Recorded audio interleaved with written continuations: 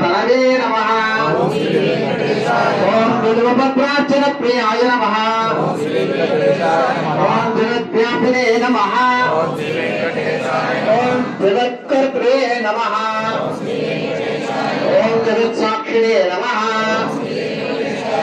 ओम जगत्पतये नमः ओम चिंतितार्थप्रदायकाय नमः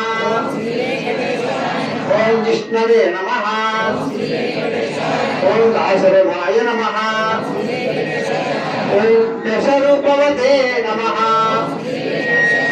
ओम देवकी नंदनाय नमः ओम शौर्ये नमः